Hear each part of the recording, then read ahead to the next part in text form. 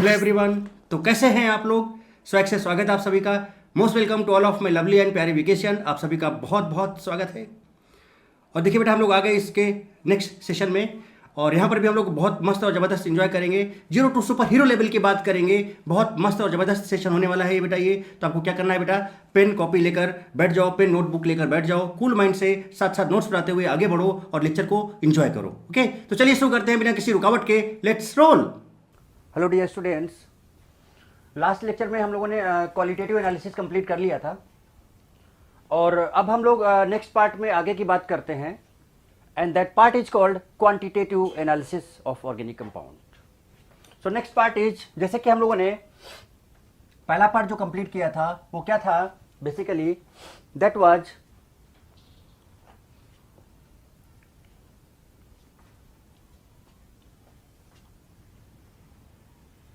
Qualitative analysis.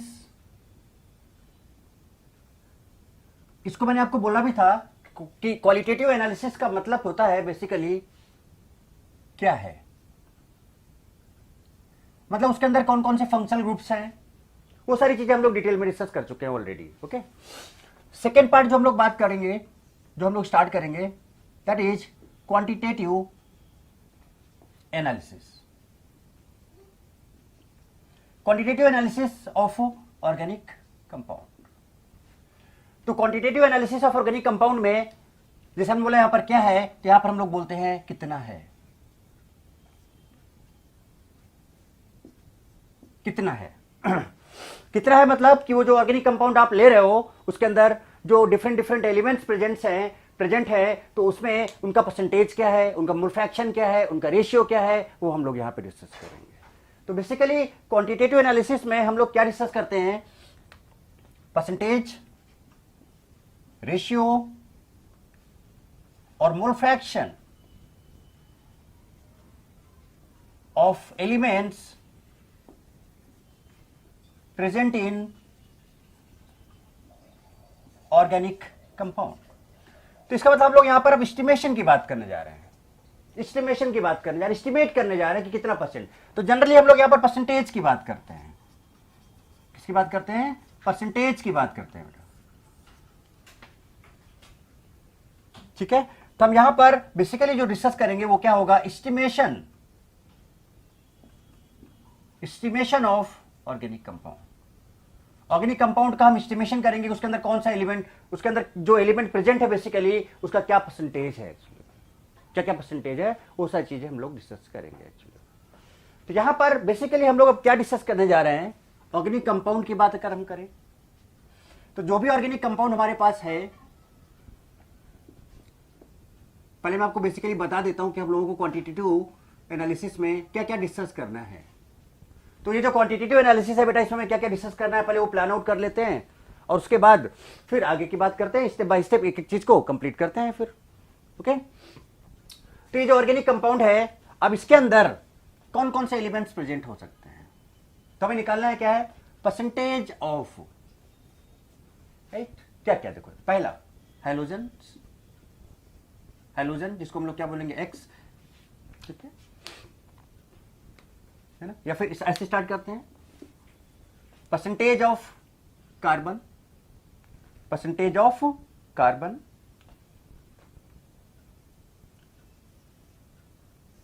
और hydrogen और halogen और सल्फर, ठीक है, और फास्फोरस और नाइट्रोजन। अब ये जो हाइड्रोजन है इसमें क्या क्या हो सकता है, देखो फिर से स्टार्ट करते हैं, क्या क्या बताओ, कार्बन, परसेंटेज ऑफ कार्बन निकालना है, परसेंटेज ऑफ हाइड्रोजन निकालना है। अब हाइड्रोजन में क्या क्या, like chlorine, bromine, iodine, sulphur, phosphorus, nitrogen. कुछ ये जो एलिमेंट्स हैं इनके हमें क्वांटिटेटिव एस्टिमेशन की बात करनी है, इनके हमें परसेंटेज की बात करनी है कि अगर कोई ऑर्गेनिक कंपाउंड है तो उसके अंदर इन एलिमेंट्स का क्या क्या परसेंटेज होगा। That calculation of percentage is called quantitative analysis of organic compounds. कितना है मतलब कितना है उसके अंदर प्रेजेंट, क्या अमाउंट है इन एलिमेंट्स का उस ऑर्गेनिक कंपाउंड के अंदर, दैट इज क्वांटिटेटिव एनालिसिस, जिसको हम बोलते हैं कितना है। तो क्या है हम सीख चुके हैं, अब टर्म अब बारी आई किसकी कि कितना है, तो क्या है हमें सीख चुके हैं, उसके अंदर कितना है वो हमें सीखना है एक्चुअली। तो एग्जैक्ट अमाउंट बताएगा भी है कि उस कंपाउंड के अंदर इन एलिमेंट्स का एग्जैक्ट वैल्यू कितना है, एग्जैक्ट अमाउंट कितना है, एग्जैक्ट परसेंटेज कितना है, कितने ग्राम है एक्चुअली में वो, या किसी भी फॉर्म में निकाल सकते हो, मोल फ्रैक्शन निकाल सकते हो उसका, आप रेशियो कम एलिमेंट्स का निकाल सकते हो, या फिर आप उसका परसेंटेज की बात कर सकते हो। ओके, अब जैसे कि थोड़ा सा मैं आपको हिंट दे देता हूं। हिंट क्या है कि जैसा ओके, तो जब कार्बन की बात यहां पे बेटा आ रही है, तो जब हम कार्बन की बात यहां पे कर रहे हैं तो हमें परसेंटेज ऑफ कार्बन निकालना है, परसेंटेज ऑफ हाइड्रोजन निकालना है, परसेंटेज ऑफ हाइड्रोजन निकालना है, परसेंटेज ऑफ सल्फर निकालना है, परसेंटेज ऑफ फास्फोरस निकालना है, परसेंटेज ऑफ नाइट्रोजन निकालना है प्रेजेंट इन ऑर्गेनिक कंपाउंड। इसको हम लोग ऐसे भी करके लिख सकते हैं कि भाई कार्बन का परसेंटेज, हाइड्रोजन का परसेंटेज, और जब हाइड्रोजन की बात कर रहे हैं तो chlorine, bromine, iodine, sulphur, phosphorus and nitrogen, इन सब का परसेंटेज हमें चाहिए एक्चुअली में। जब हम कार्बन की बात करेंगे तो हमें CO2 नजर आना चाहिए, CO2 के फॉर्म में हम एस्टिमेशन करेंगे कि कितना कार्बन है, वो हम सब आपको डिटेल में समझाएंगे। अभी मैं आपको जस्ट एक बार लिख रहा हूं कि थोड़ा सा आपको यहां से ध्यान देना है, थोड़ा सा यहां से आइडिया लग जाएगा आपको, फिर हम लोग डिटेल डिस्कशन करेंगे इसका। फिर अगर हम हाइड्रोजन की बात करें तो हम H2O के फॉर्मेट में बात करेंगे, क्लोरीन की बात करें तो हम AgCl, ब्रोमीन की बात करें तो AgBr, अगर आयोडीन की बात करें तो AgI, और अगर सल्फर की बात करें तो BaSO4। अब फास्फोरस ध्यान रखना, ये दोनों बहुत इंपॉर्टेंट है। जब फास्फोरस की बात आएगी तो उसमें हम एक कंपाउंड जो एस्टिमेशन करते हैं इस फॉर्म में कुछ करते हैं, NH4 whole thrice PO4 dot 12 MOO3। It's name is ammonium phospho molybdate. What is its name? Ammonium phosphomolybdate. इस फॉर्म में करेंगे, या फिर फास्फोरस का एस्टिमेशन हम MgP2O7 के फॉर्मेट में करेंगे, and this is called magnesium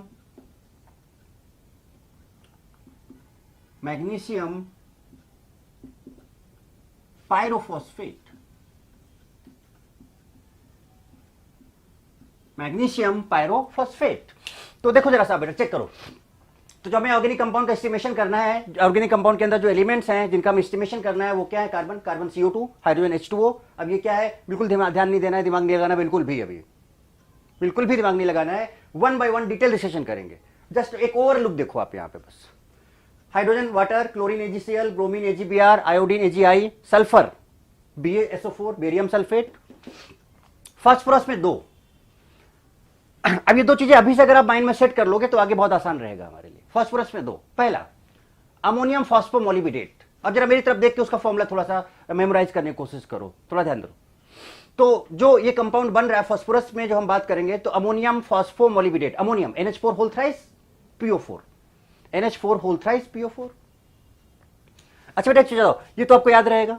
कैसे याद रहेगा? देखो, हमें पता है कि जो NH4 होता है उसमें +1 होता है, PO4 होता है उसमें फास्फेट में 3 होता है। तो जब इसको आप फॉर्मूला बनाओगे तो ये होल थ्राइस हो जाएगा, क्योंकि इधर 3 है, और ये होल 1 हो जाएगा। तो बेसिकली ये क्या बन गया? NH4 whole thrice PO4।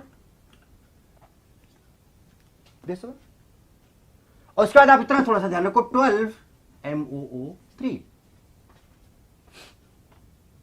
ठीक है, ये जो अमोनियम फॉस्फोमोलिबिडेट है एक्चुअली में, अमोनियम फॉस्फोमोलिबिडेट बेटा ये जो है एक्चुअली में, इसको हम ऐसे भी लिखते हैं, तेरा दो कैसे कंबाइन करके और करके।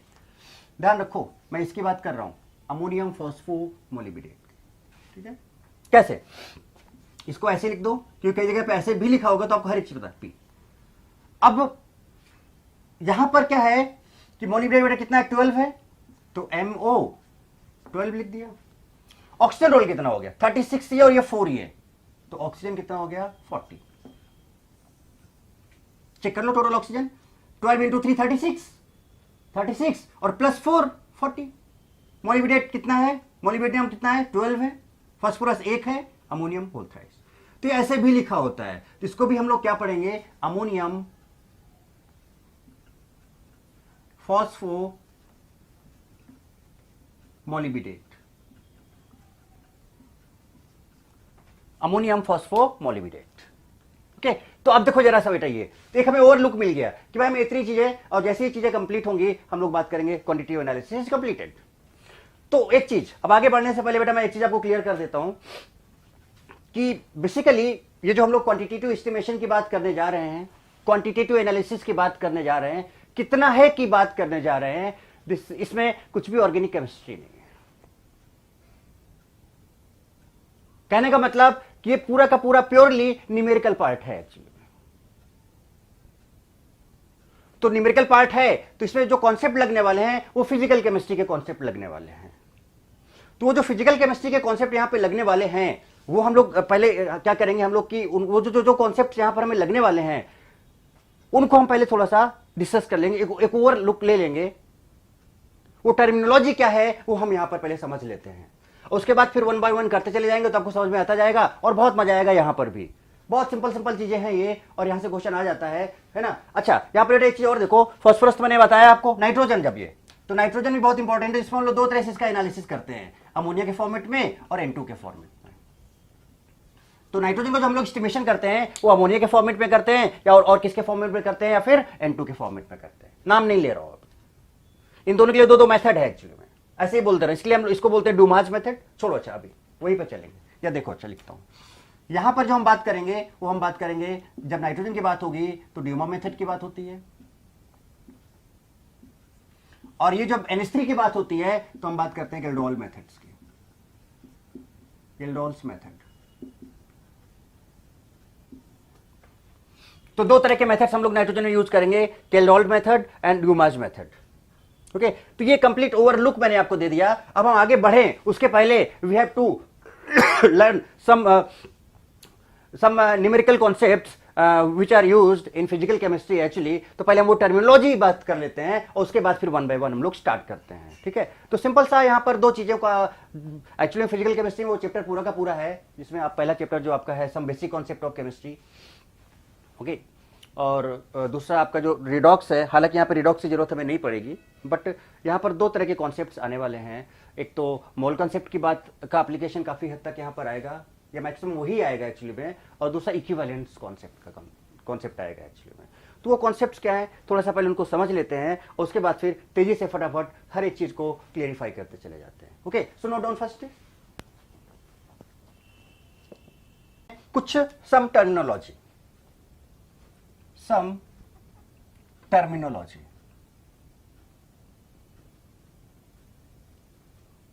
Basically this is the concept of physical chemistry. अब यहां पर जो चीजें मैं बताने जा रहा हूं बेटा वो बहुत इंपॉर्टेंट चीजें हैं। जब मैं फिजिकल केमिस्ट्री के वीडियोज वगैरह डालूंगा तो बहुत डिटेल में बहुत अच्छे समझाऊंगा आपको, बट यहां पर जितना नीड है मैं उसकी बात करूंगा, ठीक है। इसमें से सबसे पहला पार्ट जो है वो है मोल कॉन्सेप्ट। जो हमें रिक्वायर्ड है क्वांटिटेटिव में वो मैं आपको पहले समझा लेता हूं, जिससे कि वो टूल्स तैयार हो जाएं, हम रेडी हो जाएं एकदम, और उसके बाद फिर बस लग जाएं तेजी से।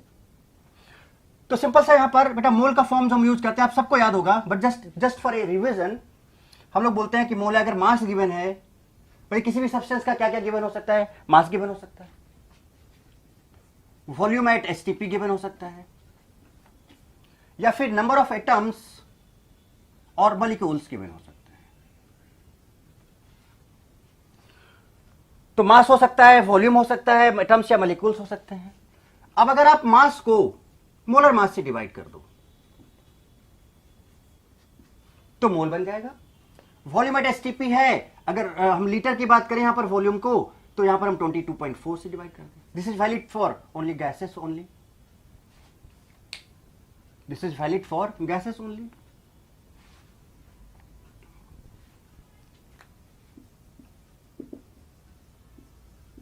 Gas only, okay. और अगर हम एटम्स या मॉलिक्यूल्स दिया है तो हम उसको Na से डिवाइड कर दें, जिससे Avogadro's number.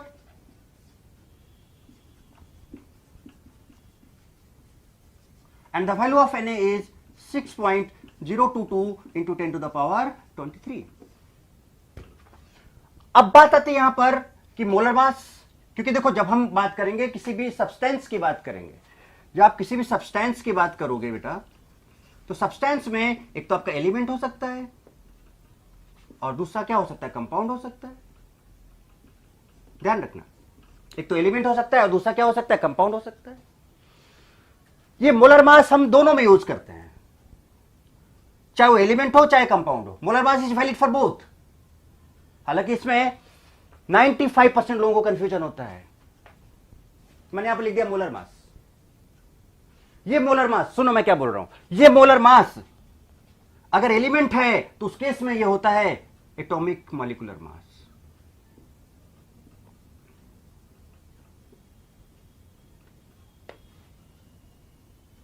Atomic molecular mass.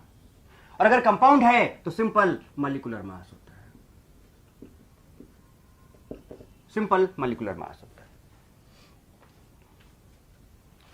So if there is element then atomic molecular mass, and if this is compound then molecular mass. ये दोनों बेसिकली क्या है, इन दोनों को हम लोग एक ही लाइन से बोल सकते हैं that both are molar mass. यानी कि अगर एलिमेंट है तो आप वहां पर उसका एटॉमिक मॉलिक्यूलर मास डाल दो, और अगर कंपाउंड है तो वहां पर आप मॉलिक्यूलर मास डाल दो, gram molecular mass, gram atomic molecular mass and gram molecular mass.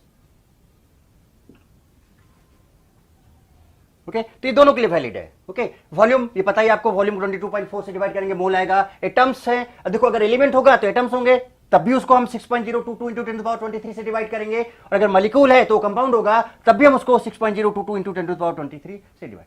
इसका मतलब ये जो फॉर्मूला है, this formula is for both element and compound,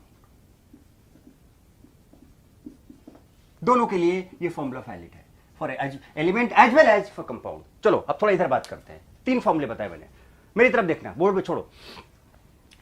मोल के 3 फॉर्मूले हैं, mass by molar mass, volume at STP divided by 22.4, atoms और मॉलिक्यूल्स डिवाइडेड बाय एन। मान लेते हैं एलिमेंट है, तो अगर एलिमेंट है तो उसका मास गिवन है, तो उस मास को उसके एटॉमिक मॉलिक्यूलर मास से डिवाइड कर दो। अगर कंपाउंड है तो उस कंपाउंड के मास को उसके मॉलिक्यूलर मास से, ग्राम मॉलिक्यूलर मास से डिवाइड कर दो, मोल आ जाएगा। तो दोनों के लिए है, तो हमने एक कॉमन टर्म यूज किया, मोलर मास। अंडरस्टूड है कि एलिमेंट में भी यूज होगा, कंपाउंड में भी यूज होगा। वॉल्यूम अगर एसटीपी पर दिया है तो 22.4 से डिवाइड कर दो, लीटर में होना चाहिए लेकिन वॉल्यूम, तभी हम 22.4 से डिवाइड करेंगे। अगर मिलीलीटर में है तो 22400 से डिवाइड करेंगे। और अगर एटम्स दिए हैं तब भी एनएस से डिवाइड करो, और मॉलिक्यूल्स दिए हैं तब भी एनएस से डिवाइड करो। एटम्स हैं तो एलिमेंट की बात होगी, मॉलिक्यूल्स हैं तो कंपाउंड की बात होगी, दोनों की बात होगी। तो किसी भी केस में हम उसको किससे डिवाइड करेंगे, एनएस से डिवाइड करेंगे। अगर उस नंबर से डिवाइड करेंगे 6.022 इंटू 1023 से डिवाइड करेंगे तो हमें क्या पता चल जाएगा, मोल पता चल जाएगा एक्चुअली में। अब आप बोल रहे होगे कि भाई what is the need of this, अभी आपको समझ में आएगा। तो नीड की बात करें अगर हम, तो आपको एक फॉर्मूला, एक चीज और पहले बता दूं कि देखो मैं एक लिंक करूंगा, और ध्यान रखो बेटा मैं एक डिफरेंट तरीके से ही आपको लेके चल रहा हूं, अच्छे से समझने की कोशिश करो मैं क्या बोलना चाह रहा हूं एक्चुअली में।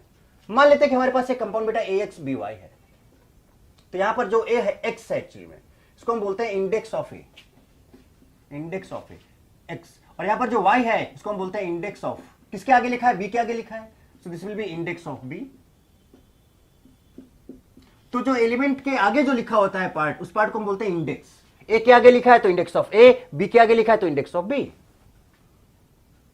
ओके, अब मान लो इस कंपाउंड में हमें निकालना है moles of A, moles of A. समझना what I want to say actually, चीजें बहुत आसान हो जाएंगी, देखना आप चुटकियों में काम करने वाले हो। हमें निकालना है मोल्स ऑफ ए, तो इसका सिंपल सा फॉर्मूला होता है इंडेक्स ऑफ ए इंटू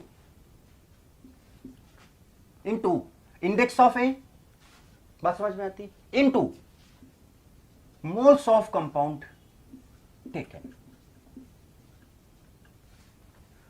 तो मोल्स ऑफ कंपाउंड कौन सा, यानी मोल्स ऑफ कंपाउंड टेकन कौन सा है, AXBY, जिसके अंदर वो A अवेलेबल है उस कंपाउंड का मोल। जैसे मैं निकालना है सपोज मोल्स ऑफ बी, बताओ बेटा डायरेक्ट फॉर्मूला बताओ, मोल्स ऑफ बी, हाँ क्या होना चाहिए बोलो, moles of B, index of B into index of B into moles of AXBY। तो जो एलिमेंट जिस कंपाउंड के अंदर प्रेजेंट है हम यहां पर वो वाला मोल लेंगे, ध्यान रखना, बी केयरफुल। तो क्या होगा फॉर्मूला इसका, index of B into moles of सीधे AXBY, सीधे सीधे। This is the formula actually. यहां से मोल आएगा, यहां से क्या आएगा, मोल आएगा एक्चुअली। फॉर एग्जाम्पल जैसे कि हमने कहा कि बेटा हमारे पास है, सपोज ये Mg2P2O7 की बात कर लेते हैं, Mg2P2O7 की बात करते हैं। देखो मैं आपको यही भी समझाता हूं कैसे फटाफट आप काम करने वाले हो। मैग्नीशियम पायरोफॉस्फेट की बात करते हैं, ओके ठीक है। अब इसका फॉर्मूला बस, जस्ट फॉर्मूला समझ में निकालना है, moles of phosphorus, moles of phosphorus. तो बताओ index of phosphorus, index of phosphorus into what, moles of Mg2P2O7, Mg2P2O7। So index of phosphorus कितना है, 2। सो 2 into what, moles of Mg2P2O7, this is moles of phosphorus. Similarly अगर हमें suppose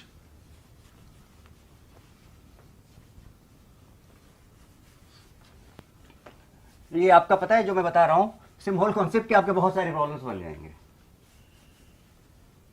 बहुत सारे problems बन जाएंगे। ओके ये लिया। अब मैंने दूसरा कंपाउंड लिया, हमने कहा कि हमारे पास है NH4 whole thrice PO4 dot 12 MOO3।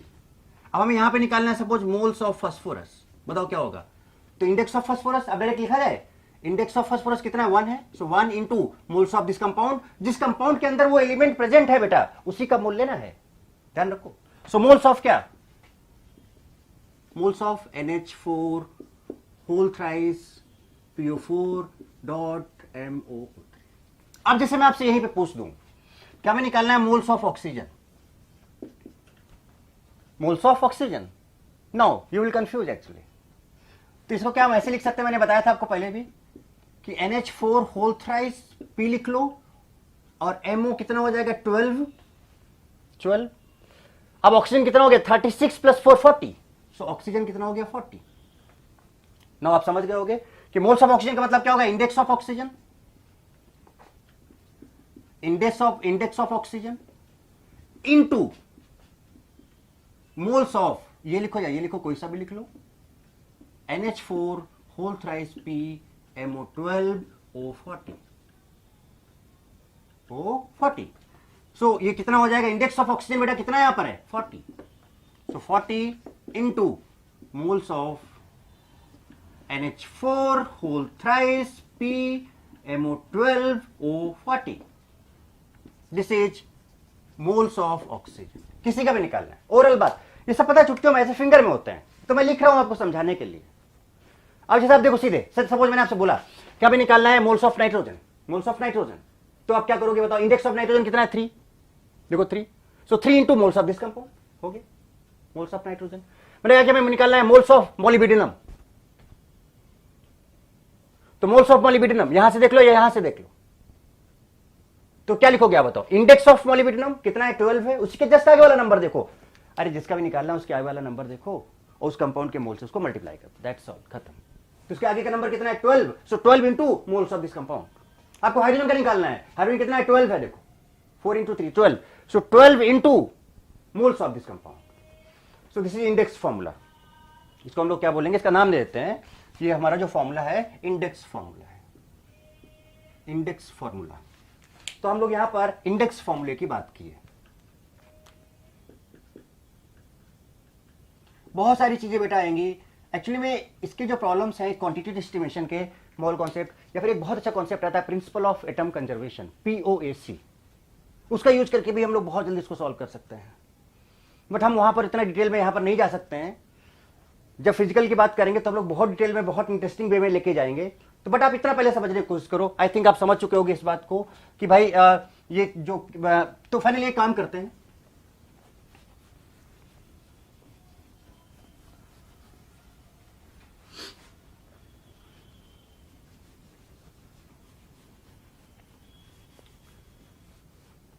एक काम करते हैं चलो पहले एक काम करते हैं, मोल का फॉर्मूला लिखते हैं। अब बता दें ना मोल का फॉर्मूला, अगर मास दिया है तो किससे डिवाइड करोगे बेटा बताओ, मोलर मास से डिवाइड करोगे। अगर वॉल्यूम एट एसटीपी दिया हुआ है तो किससे डिवाइड करोगे, बोलते जाओ, 22.4 से डिवाइड करोगे। और अगर एटम्स और मॉलिक्यूल्स दिए हुए हैं तो आप किससे डिवाइड करोगे उसको, Na-Avogadro's नंबर से डिवाइड करोगे। So from here you can find the number of moles whichever data is given, like if mass is given use this formula, if volume is given use this formula, if atoms or molecules is given use this formula to calculate the moles. Okay? फिर मैंने एक formula क्या बताया कि आपको किसी का भी अगर मोल निकालना है इन particular compound, moles of element in a particular compound, what you have to do actually, simple. तो आप क्या लिखोगे, moles of element is equals to index of element, आप जिसकी बात कर रहे हो, into moles of compound, और मैं इसको जनरल फॉर्म में लिख दे रहा हूं, moles of compound where this element is present,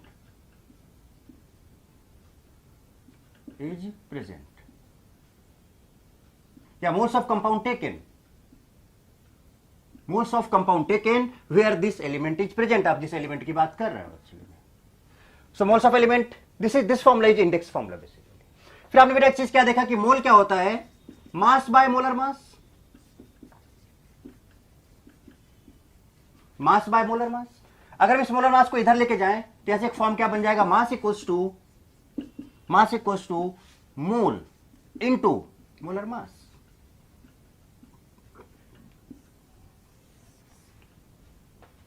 तुम लोग यहां से मास निकाल सकते हैं। सो अगर यहां पर मोल्स ऑफ ए है तो mass of A by molar mass of A, भाई जिसका मोल निकालना चाहते हो उसका मास, जिसका मोल निकालना चाहते हो उसका मास और उसका molar mass. So moles of A means mass of A by molar mass of A. So mass of A equals to क्या हो जाएगा, moles of A to molar mass of A. जिसके भी आप मोल की बात करो तो मोल्स ऑफ बी निकालना है तो mass of B by molar mass of B. So you can use this formula actually. Got it, बात समझ में आती है, ठीक है। चलो इसका कुछ एप्लीकेशन देखा जाए। देखो यहां पे हमने कहा a compound A has carbon and hydrogen. A compound A has carbon and hydrogen. Okay. On combustion, it gives 1.2 gram carbon and 1.2 gram CO2 actually, 1.2 gram CO2। पहले इतना करते हैं। What is the mass of CO2 present in mass of CO2 not. What is the mass of carbon?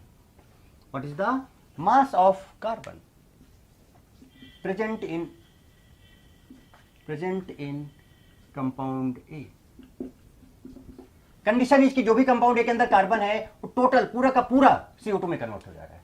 तो जो भी हमारे पास suppose compound A था, हमारे पास एक कंपाउंड ए था और ये कन्वर्ट हो गया, इसके अंदर क्या प्रेजेंट था, कार्बन एंड हाइड्रोजन है, पर इसका जो कार्बन वाला पार्ट है वो पूरा का पूरा कन्वर्ट हो गया, completely converted to CO2, completely converted to CO2। सुनते जाओ मैं कैसे लिंक करने जा रहा हूं आपको, बहुत सिंपल सा चीज है एकदम। तो हमारे पास एक कंपाउंड ए था बेटा, उसके अंदर कार्बन एंड हाइड्रोजन था और इसके अंदर जितना भी कार्बन था वो पूरा का पूरा कन्वर्ट होकर किसमें चला गया, CO2। यानी कि जितना यहां पर कार्बन था उतना ही कार्बन यहां पे आ गया।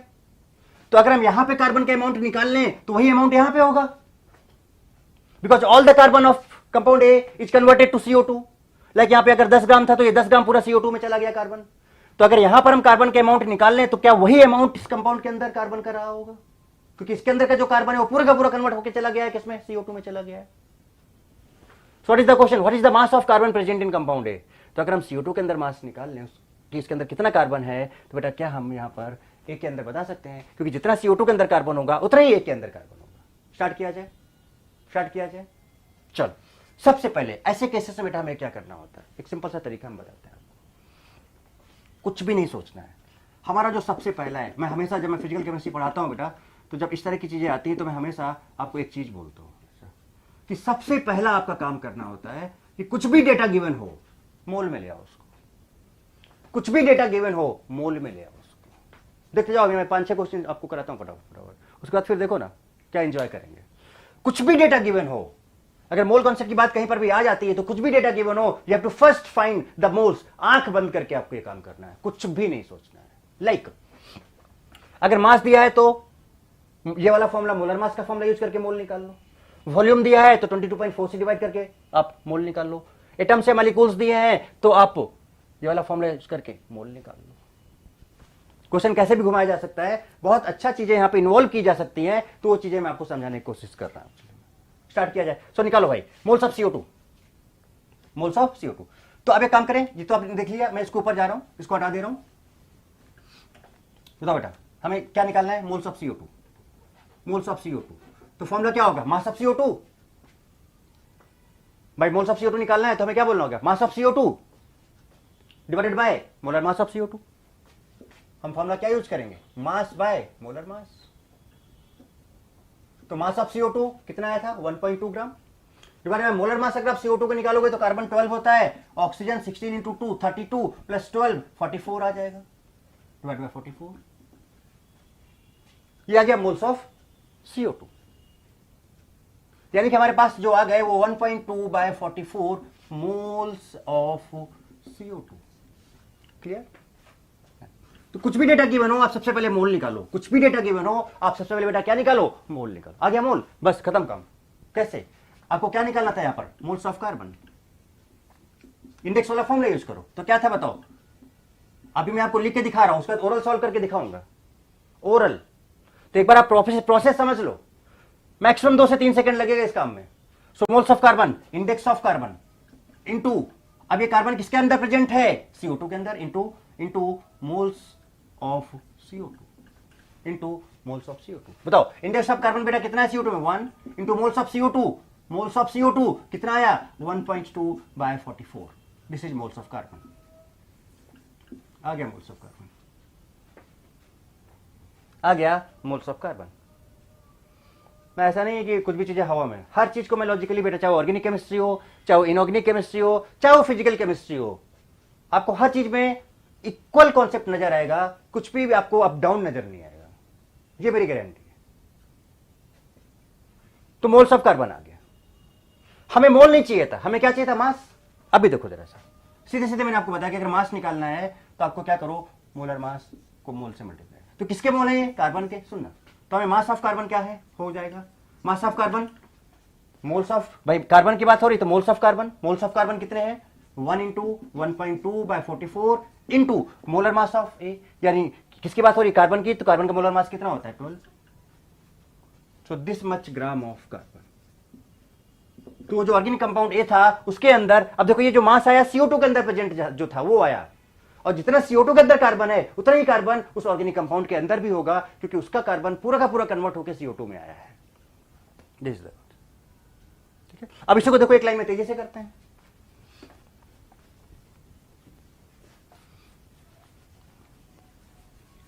देख लो पहले आप, जैसे क्या बोल रहा हूं, स्पीड अभी मेंटेन कर लो, तब फिर एक एक करके स्टार्ट करते हैं हम लोग एस्टिमेशन करके। जैसे इसी क्वेश्चन को मैं फिर से ले रहा हूं, हमारे पास कंपाउंड ए था, कंपाउंड ए के अंदर कार्बन था, उस कार्बन पूरा का पूरा कन्वर्ट हो गया CO2 में, और CO2 में मिला 1.2 ग्राम। अब देखो ये तो क्वेश्चन था ना, और आपको बताना है कि कार्बन इसके अंदर कितना है, इस कंपाउंड ए के अंदर कार्बन का अमाउंट बताना है इन ग्राम।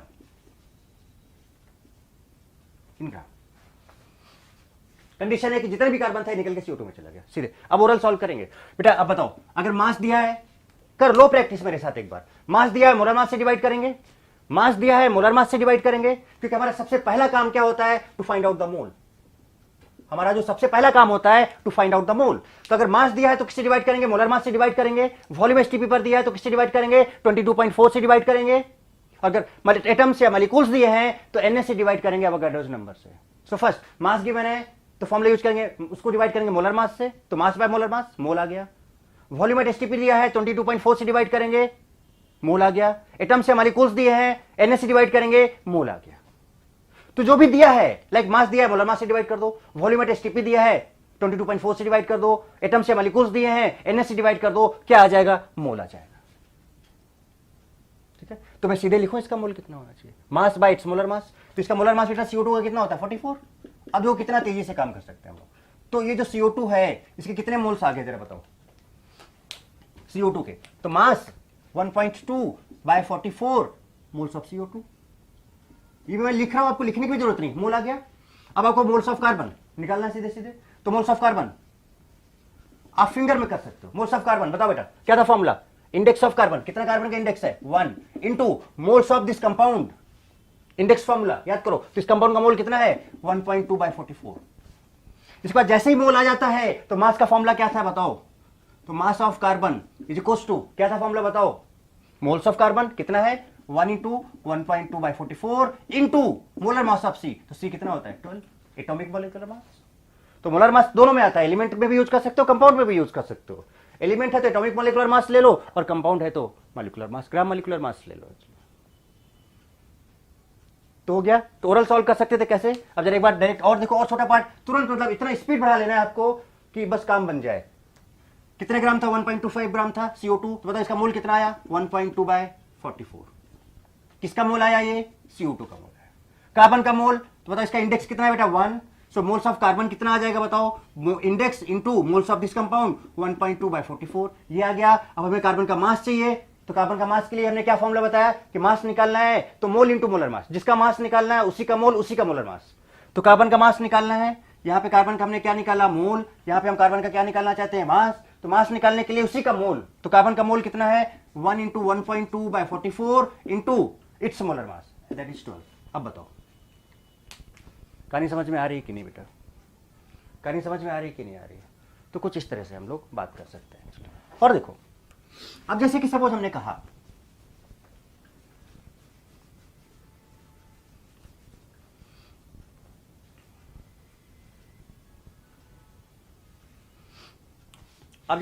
कहा कि हमारे पास फिर से एक ऑर्गेनिक कंपाउंड ए है, इसके अंदर कार्बन एंड हाइड्रोजन है, बट ये जो हाइड्रोजन है ये पूरा का पूरा कन्वर्ट हो जा रहा है H2O में, पूरा का पूरा।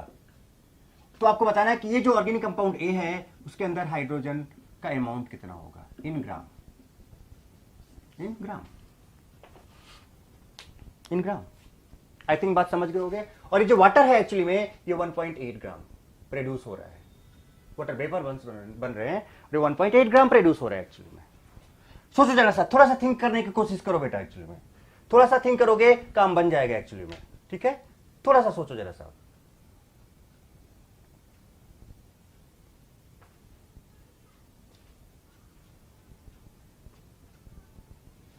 डायरेक्ट किया जाए, देखो कैसे। ये मास दिया है तो तुरंत आपके माइंड में स्ट्राइक, सबसे पहले मोल आना चाहिए आपके। हमने मास दिया है, क्या निकालें मोल। क्योंकि मास है तो इसके मोलर मास से डिवाइड करें तो बेटा इसका मोलर मास कितना होता है 18। तो बताओ इसके मोल कितने आ गए 1.8 बाय 18 मोल ऑफ H2 आ गया मोल। हम बात किसकी करने जा रहे हैं हाइड्रोजन की, तो तुरंत हाइड्रोजन का मोल निकाल लो। सो मोल्स ऑफ हाइड्रोजन हो रहा है ना तेजी से काम। इंडेक्स फॉर्मूला यूज करो। जब कभी भी गांठ बांध लो बेटा दिमाग में, जब कभी भी किसी भी कंपाउंड के अंदर एलिमेंट की बात हो इंडेक्स फॉर्मूला यूज करो हमेशा, कोई कंफ्यूजन नहीं, इंडेक्स फॉर्मूला यूज करो। सीधे इंडेक्स देखो, तो इंडेक्स कितना है इसका 2 into moles of this compound, जिसका मोल निकालना चाहते हो वो एलिमेंट किस कंपाउंड में लिया गया है उसकी बात, उसका मोल। तो उसका मोल कितना है 1.8 बाय 18, मतलब ये 0.1, so this will be 0.2 moles of hydrogen आ गया। Now what we have to calculate mass of hydrogen. तो मास ऑफ हाइड्रोजन का फॉर्मूला क्या था बताओ जल्दी से। मास ऑफ हाइड्रोजन का फॉर्मूला क्या था, moles of hydrogen, moles of hydrogen into molar mass of hydrogen, molar mass of hydrogen. तो मोल्स ऑफ हाइड्रोजन कितने आए 0.2 into molar mass of hydrogen कितना होता है 1। सो द आंसर इज 0.2 ग्राम। यानी इस कंपाउंड के अंदर जो हाइड्रोजन प्रेजेंट है that will be 0.2 gram actually, that will be 0.2 gram actually. Clear है बात। देखो जरा सा आगे जरा देखो हरा दो बेटा ये सब।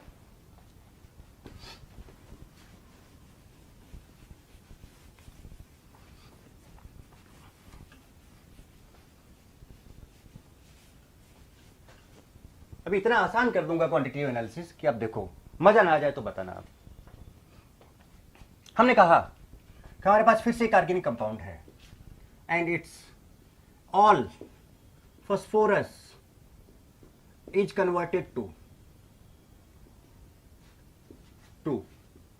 Mg2P2O7.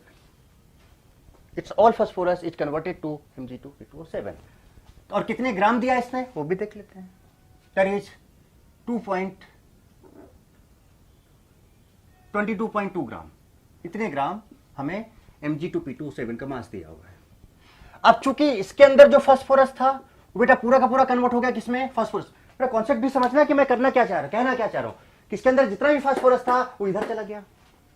तो अगर हम यहां पे फास्फोरस का मास निकाल लें तो बेटा वही मास यहां पे होगा कि नहीं होगा, लॉजिकल बात है।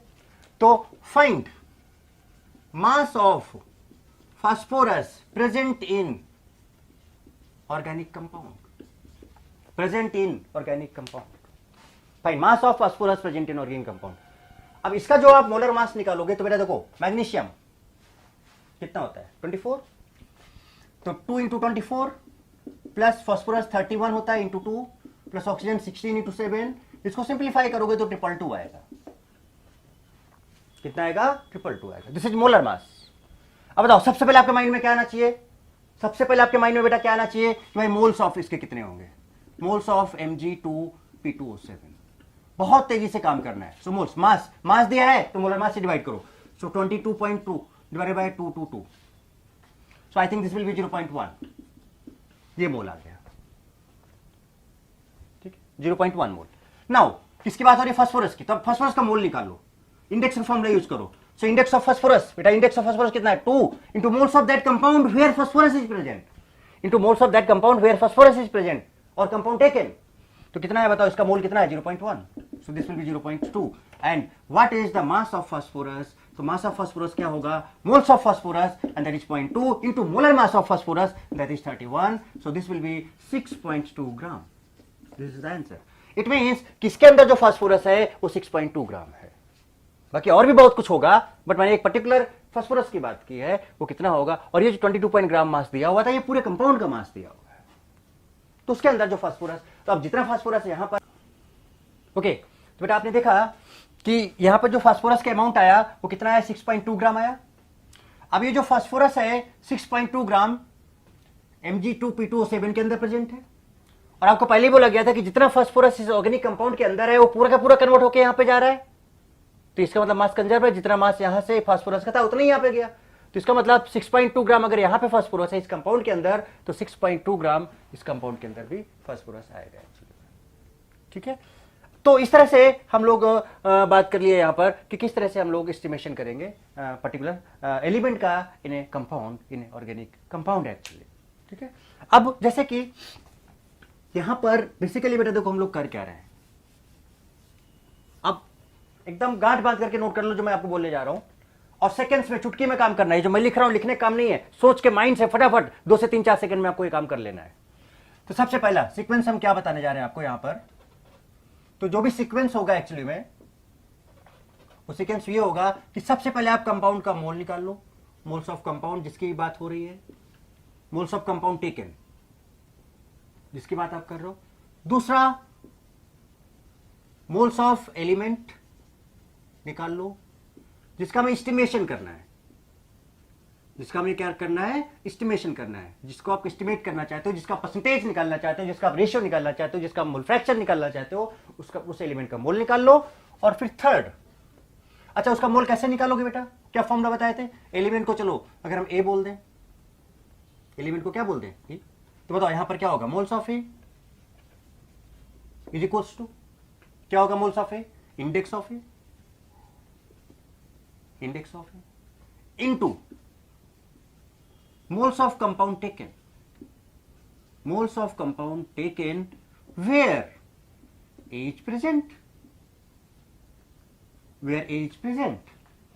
जैसे मोल आएगा थर्ड आपको मास ऑफ ए निकालना होगा, मास ऑफ ए, तो मास का फॉर्मूला क्या होता है, मोल्स ऑफ ए पहले ही बता चुका हूं, into molar mass of A, into molar mass of A. अब इस कंपाउंड की जो आप मोल की बात कर रहे हो, तो यहां पर हमने आपको 3 पार्ट बताए थे। पहला मोल का फॉर्मूला क्या था यहां पर जो हम लोग यूज कर रहे थे, mass by molar mass, mass by molar मास। दूसरा जो हमने मोल का फॉर्मूला बताया कंपाउंड के लिए वो क्या था, volume at STP divided by 22.4 if volume in litre. तीसरा हमने मोल का फॉर्मूला क्या बताया कि अगर एटम्स या मॉलिक्यूल्स गिवन है, एटम्स और मॉलिक्यूल्स गिवन है, तो आप उसको Na से डिवाइड कर दो अवोगाड्रोस नंबर से, and the value of Avogadro's number is 6.022 into 10 to the power 23. So this is the sequence which you have to follow. ये आपके माइंड में आपको रखना है इसको। तो जो चीज है फाइनली उसी के बेसिस पे, अब देखो ये सारा कॉन्सेप्ट क्या है, सिंपल नॉर्मल सा कॉन्सेप्ट है, इसका यूज करके हम लोग काम करते चले जाएंगे एक्चुअली में आगे।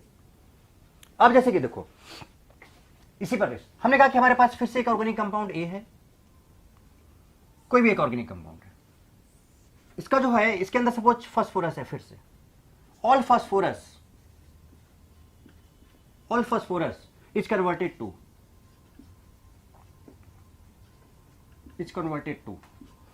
NH4 whole thrice PO4 dot 12 MOO3। इसी को आप क्या लिख सकते हो, NH4 whole thrice P MO 12O40। बता चुका हूं पहले, अमोनियम फॉस्फोमोलिबिडेट, क्या नाम इसका, अमोनियम फॉस्फोमोलिबिडेट। अब आपसे बोला गया कि ये जो कंपाउंड मिल रहा है, मास ऑफ दिस कंपाउंड इज 18.77 ग्राम, 18.77 ग्राम। सो आपको क्या फाइंड करना है, find mass of phosphorus present in organic compound. जब आप इसका मोलर मास निकालोगे तो इसका मोलर मास जो आता है बेटा, molar mass of this compound is 1877। अभी आपको atomic mass, gram atomic mass सभी का लिखा देता हूं, जितना जरूरत है मैं यहां पर क्वांटिटेटिव एस्टिमेशन में उन सब का मैं भी आपको लिखा देता हूं, जिससे कि आपको कहीं पर भी दिक्कत ना है। ये देख लो आप, मैं लिख दे रहा हूं यहां पे, एटॉमिक मास हाइड्रोजन 1, हाइड्रोजन का कितना होगा बेटा, हाइड्रोजन का कितना होगा 1, ठीक है, हाइड्रोजन 1 होगा, ऑक्सीजन 16, नाइट्रोजन 14, सल्फर 32, फास्फोरस 31, और जो भी यहां पे आ सकता है, मैग्नीशियम 24, मैग्नीशियम 24, फास्फोरस आ गया, मैग्नीशियम आ गया, Mg2P2O7, yes, molybdenum 96, silver 108, chlorine 35.5, bromine 80, iodine 127 and barium 137। देख लो क्लियरली, ये आपके सामने। एटलीस्ट ये एटॉमिक ग्राम एटॉमिक मास आपको याद होने चाहिए। तो क्या बताया मैंने, कितना बेटा, hydrogen 1, oxygen 16, nitrogen 14, sulphur 32, phosphorus 31, magnesium 24, molybdenum 96, silver 108, chlorine 35.5, bromine 80, iodine 127, barium 137। Indirectly estimation almost बहुत लोगों का यहीं पे हो जा रहा है, बहुत सारे एलिमेंट्स का नाम नहीं ले रहा हूं, कुछ भी नहीं कर रहा हूं, जस्ट आपको एक चीज बताता चला जा रहा हूं। ओके चलो, ये तो ऑन द बेसिस अब आपको सभी के एटॉमिक मास पता चल गए, ग्राम एटॉमिक मास पता चल गए, यहां पे डालो निकालो तो कितना आएगा 1877। चलो, क्या आप इसी काम को हम बहुत तेजी से कर सकते हैं बेटा, इसका मास कितना दिया हुआ है बताओ, 18.77, तुरंत इसका मोल, तो इसका जो मोल आएगा वो कितना आएगा, mass by it's molar mass, that will be 0.01। ये मोल आ गया इस कंपाउंड का, ये मोल आ गया इस कंपाउंड का, अमोनियम फॉस्फोमोलिबिडेट का मोल आ गया। आपको फास्फोरस का चाहिए, तो देखो पहला क्या निकाला आपने, मोल निकाल लिया। इनमें से कोई भी एक फॉर्मूला, लाइक अगर यहाँ पे वॉल्यूम दिया होता तो वॉल्यूम वाला यूज करते, एटम्स या मॉलिक्यूल्स दिया होता तो आप ये वाला फॉर्मूला यूज करते, मोल आ गया। मोल के बाद आपको क्या करना है, मोल्स ऑफ ए, यानी कि जो एलिमेंट है उसका मोल निकालना है, मोल्स ऑफ एलिमेंट। तो बताओ क्या था, index into mole of that compound taken, ये कंपाउंड का मोल कितना है 0.01, तो moles of phosphorus, index of phosphorus check करो यहां से 1, 1 कहीं से भी चेक करो 1 into moles of compound taken and that is 0.01, so that will be 0.01 moles of phosphorus. Then third step is mass. देख लो एक लाइन में हो जाएगा, तरीके को माइंड में सेट करो बस एक बार, कुछ नहीं करना है. Mass of phosphorus, moles of phosphorus और मास ऑफ फास्फोरस. तो मास ऑफ फास्फोरस का मतलब क्या हुआ, मास ऑफ फास्फोरस का मतलब क्या हुआ कि moles of phosphorus 0.01 into molar mass of phosphorus, that is 31, so that will be 0.31 gram. This is mass of phosphorus. तो ये जो मास ऑफ फास्फोरस बेटा आया, तो यहां पर कितना मास फास्फोरस का मास आ गया, इसमें 0.31 ग्राम. तो इसका मतलब जितना फास्फोरस यहां पर है उतना ही फास्फोरस यहां पर भी होगा, दैट विल बी 0.31 ग्राम. इस तरह से हम लोग कैलकुलेशन कर सकते हैं. अब आप शायद समझ रहे हो कि मैं एलिमेंट का मास क्यों निकाल रहा हूं. सोचो ना, कंपाउंड का टोटल मास दिया हो और एलिमेंट का मास दिया हो तो परसेंटेज आ जाएगा कि नहीं आ जाएगा. अरे वही तो निकालना है हमको क्वांटिटेटिव एस्टिमेशन में, एक्चुअली में वही तो बात करनी है एक्चुअली में हमको वहां पे. तो जरा देखो अब आगे. श्योर,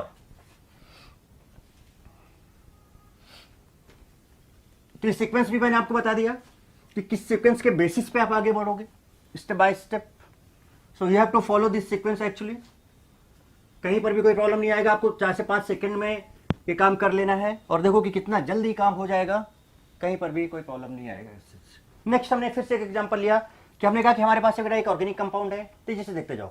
हमारे पास एक ऑर्गेनिक कंपाउंड है, इसके अंदर जितना भी सल्फर है, all sulphur is converted to barium sulphate. All sulphur is converted to barium sulphate. तो ये जो सल्फर है ये पूरा का पूरा किस में कन्वर्ट होता जा रहा है, बताओ बेटा, बेरियम सल्फेट में कन्वर्ट होता जा रहा है. तो अगर ये बेरियम सल्फेट में कन्वर्ट होता जा रहा है, इट मींस कि अब आपको यहां पर बेरियम सल्फेट का मास गिवन होना चाहिए, और जो बेरियम सल्फेट का मास गिवन होगा उसके बेसिस पे हम बेरियम सल्फेट का क्या निकालेंगे. मैं देखो, मैं ऐसे ही बोल रहा हूं, ध्यान से सुनो, आपका फोकस बेरियम सल्फेट पे होना चाहिए. तो हम बेरियम सल्फेट का क्या निकाल सकते हैं, मास निकाल लेंगे. बेरियम सल्फेट का मास गिवन है, मोल निकाल लेंगे. ठीक है, तो जब मोल आएगा, बेरियम सल्फेट है, इसका मास दिया है, कुछ मास है, लाइक ले लेते हैं सपोज 2.33 ग्राम. कितना ले लेते हैं बताओ, 2.33 ग्राम एक्चुअली इसका मास दिया है. और ये मास किसका दिया है बेटा, बेरियम सल्फेट का दिया हुआ है. अब इसके अंदर जितना भी सल्फर है पूरा का पूरा निकल के यहां से, तो आपको यहां पे सल्फर का अमाउंट निकालना है इन ग्राम. आप तेजी से करो भाई. तो इसका मास, अब इसका मोलर मास निकालो भाई. Barium 137, sulphur 32, oxygen 16 into 4, that will be 233 actually. Yes, ठीक है. सो मोल इसका कितना है जल्दी बताओ. Mole mass divided by molar mass, that will be 0.01. आ गया. तो ये मोल इस कंपाउंड का आ गया. यूज इंडेक्स फॉर्मूला, क्योंकि अब सल्फर जैसे एलिमेंट में जाओ इंडेक्स लगाओ, जैसे ही एलिमेंट में जाओ इंडेक्स लगाओ. तो मोल्स ऑफ सल्फर जल्दी बताओ, moles of sulphur, index of sulphur, कितना सल्फर है 1. सो 1 into moles of this compound taken and that is 0.01. सो बताओ mass of sulphur, so moles of sulphur into molar mass of sulphur and that is 32, that will be the answer is 0.32 ग्राम. तो इसके अंदर भी 0.32, तो यहां पर जो आंसर आ गया that will be 0.32 gram sulfur is present in this compound actually. देखो, अब हमने कहा कि हमारे पास एक ऑर्गेनिक कंपाउंड है, उसके अंदर जितना भी Cl है कन्वर्टेड टू AgCl. उसके अंदर जितना भी Cl है और Cl का अमाउंट निकालना है. तो AgCl बनाया उसने. AgCl का व्हाइट पीपीटी होता है, AgCl बनाया उसने. अब ये जो AgCl है ये दिया है आपका सम 10 पॉइंट, या इसको ऐसे ले लें 21.6 gram. This is the mass of AgCl produced. अब Cl यहां पे जितना है वो पूरा का पूरा AgCl में चला जा रहा है. Cl यहां पर जितना है वो पूरा का पूरा किस में चला जा रहा है, AgCl में चला जा रहा है बेटा. तो पूरा का पूरा AgCl में जब ये चला जा रहा है तो सीधे कुछ नहीं, फिर से अब देखो इसका मोलर मास निकालो. सिल्वर 108, आप देख लो, silver 108, chlorine 35.5 plus 35.5, that will be 143.5. Mole बताओ सीधे इसका कितना है, मैं डायरेक्ट कैसे लिखूंगा, मोल 21.6 डिवाइड बाय 143.5 जो भी है, ये आ गया, ये इस कंपाउंड का मोल आया।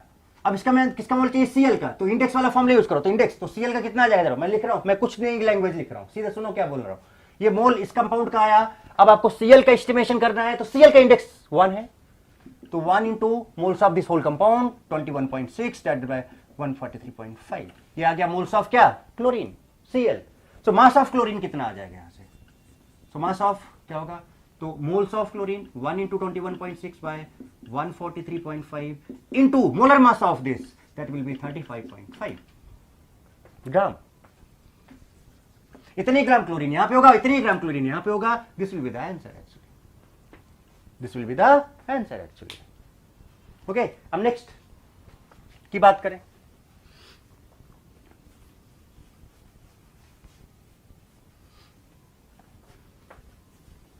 अब हमने कहा कि हमारे पास एक कंपाउंड है, फिर से ऑर्गेनिक कंपाउंड है बेटा, इसके अंदर ब्रोमीन प्रेजेंट है, all bromine is converted to AgBr। अब वो सब मैंने क्यों बताया, अब ये सब क्यों बता रहा हूं, एक्चुअली में इनडायरेक्टली वो सब काम होता ही चला जा रहा है, मैं बता रहा हूं आपको, इनडायरेक्टली वो सारा काम बेटा होता ही चला जा रहा है, ये मैं आपको बता दे रहा हूं यहां पे। So all bromine is converted to AgBr। अब ये जो AgBr है, इसका मोलर मास निकाल लेते हैं पहले, 108, ब्रोमीन कितना होता है 80, 188, ब्रोमीन देखो कहां पे 80, सो 188 आ गया इसका मोलर मास, ठीक है। हमने कहा कि इसका जो मास दिया हुआ है 37.6 ग्राम दिया हुआ है AgBr का, इसके अंदर जो ब्रोमीन है हमें उसका मास निकालना है, मास इन ग्राम, सीधे निकाला जाए, बताओ क्या किया जाए बेटा, डिवाइड कर लिया जाए सीधे सीधे, तो मोल इसका कितना आ गया, मोल मास 37.6 divide by sequence wise mole, moles of compound पहले निकालो, मोल्स ऑफ एलिमेंट निकालो यूजिंग इंडेक्स फार्मूला, जैसे ही मोल आए उसका मास निकाल लो, सेट करो, तीन चीजें बोल रहा हूं, मोल्स ऑफ कंपाउंड निकाल लो using index formula, moles of that element which you have to estimate actually, उसका मोल निकाल लो यूजिंग इंडेक्स फार्मूला, उसके बाद जस्ट आप उसका मास निकाल लो using the formula mole into its molar mass. चलो तुरंत, तो बताओ ये आ गया, सो दिस डिवाइडेड बाय 188, तो ये आ जाएगा I think 0.2, I think so 0.2, ठीक है 0.2 आ गया, ये मोल आया। अब मोल आ गया किसका, इस कंपाउंड का मोल आ चुका है 0.2, use index formula find the moles of Br, तो ये तो 1 ही है बेटा, तो मोल्स ऑफ Br कितना हो जाएगा 1 into 0.2, that will be 0.2, direct कर रहा हूं क्योंकि आपको ये भी दिखाना भी तो है, पहले मैं आपको स्टेप बाय स्टेप समझाया, अब डायरेक्ट, अब ये मोल्स ऑफ Br आ गया, तो मास ऑफ Br क्या होगा, so mass of Br is what, moles of Br into atomic molar mass of Br, that is 80, that will be 16 gram. तो इसके अंदर जो ब्रोमीन प्रेजेंट है वो कितना है, 16 ग्राम है, कितना है 16 ग्राम। सिमिलरली अब अगर हम बात करें यहीं पर, क्या हमने भाई हमने कहा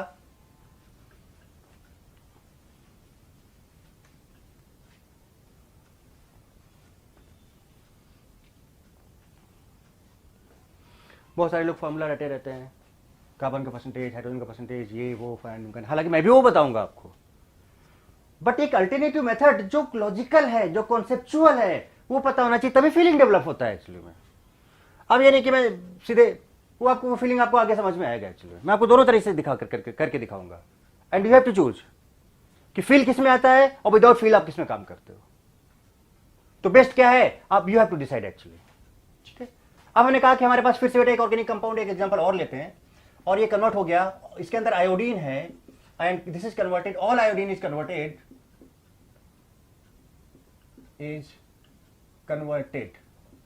टू AgI,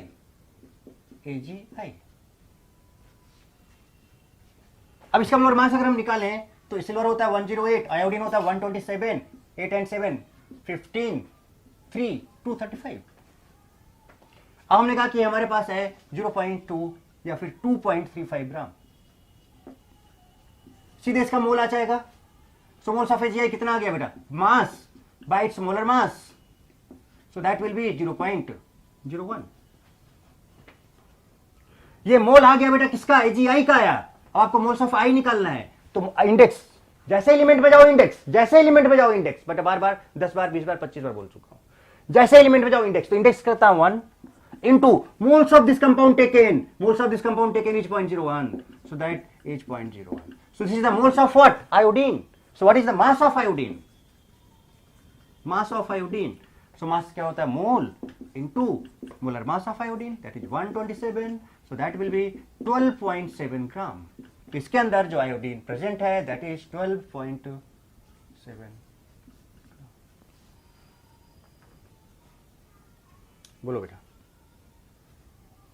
0.01.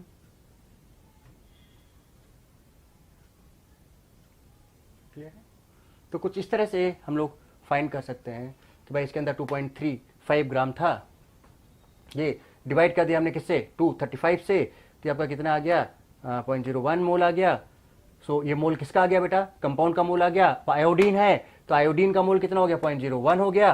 और जब इसका 0.01 हो गया तो ये आपका 1.27, 0.01 है ना बेटा, this is 1.27 gram, this is 1.27 gram of iodine. So this is the concept actually. तो ये मोल कॉन्सेप्ट जितना मैंने बताया आपको इतना ही रिक्वायर्ड है एक्चुअली में. यहाँ पर सीक्वेंस वगैरह सब कुछ लिख दिया मैंने, उसी के बेसिस पे काम करना है. अब बेटा आप सच बताओ मुझे, सच फील करके बताओ किस काम में क्या आपको टाइम लगेगा. वो फॉर्मूला हम रट लें या हम ऐसे काम कर लें. अब वो कौन से, अब वो लोग वो फॉर्मूला मतलब कौन सा फॉर्मूला, अरे तो वो फॉर्मूला भी आगे आएगा तब बताएंगे हम आपको, जब हम स्टेप बाय स्टेप शुरू करेंगे, कार्बन हाइड्रोजन वो सब,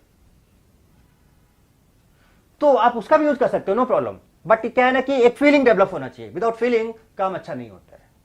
okay, so note down this one first.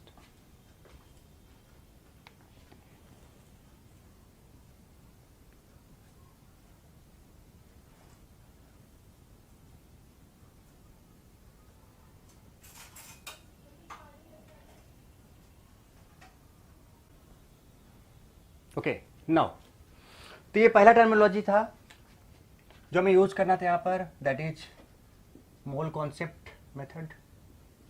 I think बेटा कि this thing is clear, confirm, एकदम 100% क्रिस्टल क्लियर हो गया होगा कि कैसे करना है, सारा सीक्वेंस सब बता चुका हूँ. And now the second concept is equivalent concept. Equivalence concept,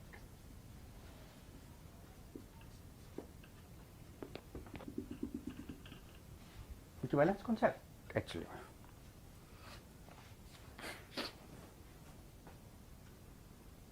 अब इक्विवेलेंस कॉन्सेप्ट में आगे बढ़ने से पहले जनरली हम यहां पर इसी चैप्टर में पर्टिकुलर एक्चुअली बेटा जो हम किसी भी रिएक्शन की बात करते हैं तो रिएक्शन दो तरह का हम लोग लेते हैं. एक होता है non redox reaction, non redox reaction, और दूसरा जो होता है वो होता है redox reaction. So non redox reaction and second part is redox reaction. Oxidation as well as reduction takes place.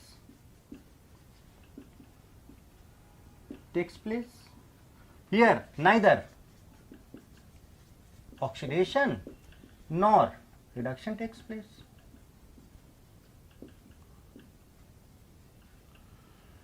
तो यहां पर जो हमें रिक्वायर्ड है थोड़ा सा वो है नॉन रिडॉक्स रिएक्शन. यहां पर जो हमें रिक्वायर्ड है थोड़ा सा, आगे जहां पे जरूरत पड़ेगी, जहां पे मैं उस कॉन्सेप्ट का यूज करूंगा, दैट. तो ये बेसिक टूल्स हैं. टूल्स क्या, बेसिकली वो चीजें कंप्लीट होती चली आ रही हैं एक्चुअली में. और आप जानते हो कि मेरा तरीका वही होता है कि पहले हम सारे टूल्स डेवलप कर लेते हैं, उसके बाद हम वहां पहुंचते हैं और वो चीजें फटाफट हमें तुरंत क्लियर होती चली जाती हैं. इसलिए हर बात को, हर चीज को जहां पे मैं फोकस कर रहा हूं, हर एक एक लाइन को आपको अच्छे से समझना होता है. अब नॉन रिडॉक्स रिएक्शन की बात करें तो थोड़ा सा हम पहले ही बता दें आपको कि बेटा जो जनरली जो न्यूट्रलाइजेशन रिएक्शन होती है, जनरली जो न्यूट्रलाइजेशन रिएक्शन होती है, न्यूट्रलाइजेशन रिएक्शन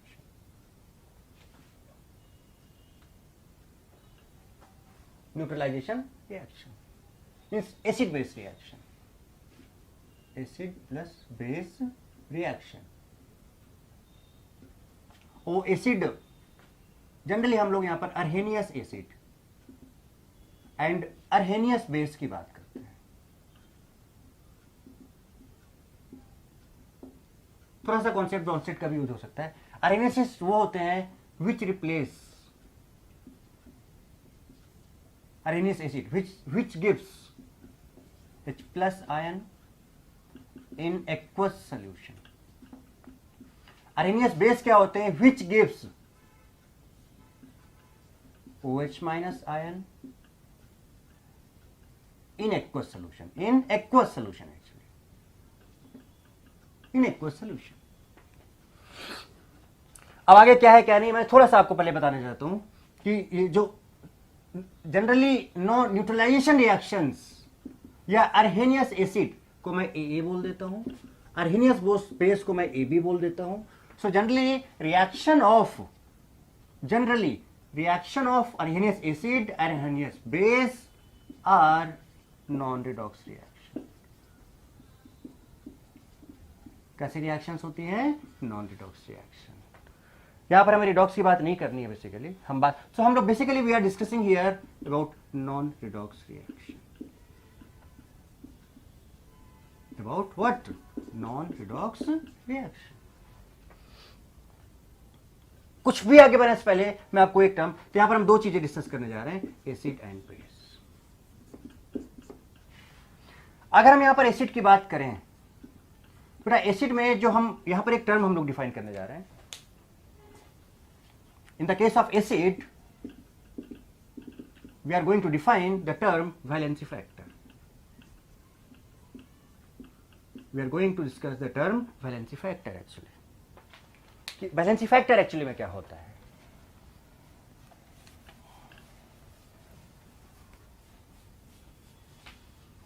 ये सब चीजें बहुत इंटरेस्टिंग होता है, बहुत मजा आएगा when we'll go for physical chemistry, but यहां पर जो नीड है मैं उसकी बात करने जा रहा हूं। सो वैलेंसी फैक्टर डिस्कस करेंगे। वैलेंसी फैक्टर को मैं जो डिनोट करता हूं, बहुत सारी बुक में एफ से डिनोट करता हूं, बहुत सारी बुक में इसको एन फैक्टर भी बोला गया है, इसको एन से डिनोट करते हैं, but I will use F, valency factor. So acid में वैलेंसी फैक्टर फॉर एसिड क्या होगा? वैलेंसी फैक्टर फॉर एसिड क्या होगा एक्चुअली? दैट इज, एसिड है तो बेसिसिटी ऑफ एसिड। अब बात आती है कि बेसिसिटी क्या होता है? That is number of replaceable H plus ion, number of replaceable H plus ion. Okay, generally जो रिप्लेसेबल H प्लस आयन होते हैं वो हाइड्रोजन वो होते हैं, उनको हम लोग बोलते हैं acidic hydrogen. Acidic hydrogen means hydrogen directly attach with phone call, fluorine, oxygen, nitrogen, chlorine. This is phone call. What is this? This is phone call. This is phone call. Fluorine, oxygen, nitrogen, chlorine. This is phone call. Generally. कुछ exceptions भी हैं यहाँ पे। Like अगर हम boric acid की बात करें तो उसका वैलेंसी फैक्टर 1 होता है। Still, it is having 3 hydrogen directly attached with oxygen. So that is another concept. उस रिएक्शन के बेसिस पे हम उसको समझाएंगे, बट हम उतना डिटेल में जाएंगे नहीं यहाँ पे, हमें जितना रिक्वायर्ड है हम उसकी बात करेंगे। फोन कॉल, फोन कॉल याद रखोगे आपको, फोन कॉल। तो फोन कॉल आपको याद रखना है, जैसे मैं एग्जांपल समझा देता हूँ। हमने कहा कि HF है बेटा, इसका हाइड्रोजन फ्लोरीन से डायरेक्टली अटैच्ड है तो इसका वैलेंसी फैक्टर कितना? 1।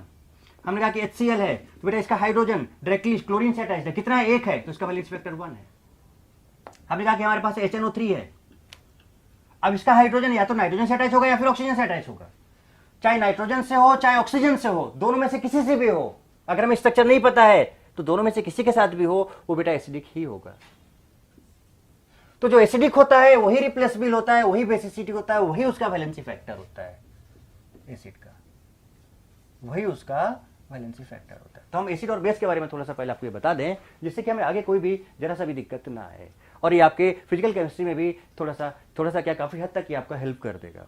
But we are not discussing about physical chemistry, we are discussing about the estimation of elements present in organic compound, और वहां पे जो कॉन्सेप्ट हमें लगने वाले हैं वो टूल्स हम रेडी कर रहे हैं। तो HNO3 है भाई, एक ही हाइड्रोजन है बेटा, इन दोनों में से किसी के साथ भी अटैच्ड हो, वैलेंसी फैक्टर इसका 1 आएगा, एक ही हाइड्रोजन है। ओके नो, अब जैसे कि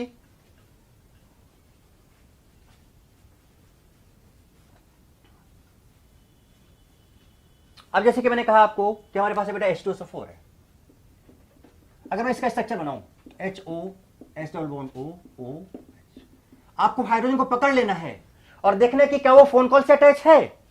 तो ये हाइड्रोजन भी ऑक्सीजन से अटैच है, हाइड्रोजन भी ऑक्सीजन, फोन कॉल का मतलब fluorine, oxygen, nitrogen and chlorine, इनमें से किसी के साथ भी अटैच्ड है, वही उसका बेसिसिटी होगा, वही रिप्लेसेबल होगा, वही एसिडिक होगा, वही उसका वैलेंसी फैक्टर होगा। तो ये वाला हाइड्रोजन क्या एसिडिक है? यस, ऑक्सीजन से डायरेक्टली अटैच्ड है। ये वाला हाइड्रोजन क्या एसिडिक है? यस, ऑक्सीजन से डायरेक्टली अटैच्ड है। So how many hydrogen are directly attached with phone call? 2, so its valency factor is 2। हमने कहा कि हमारे पास एसिडिक एसिड है CH3COH, अगर मैं इसका स्ट्रक्चर बनाऊं तो इसके पास टोटल 4 हाइड्रोजन है, बट बेटा ये जो 3 हाइड्रोजन है, ये और ये कार्बन से अटैच्ड है। और मैंने आपको क्या बताया कि hydrogen for acidic hydrogen, hydrogen must be attached with phone call.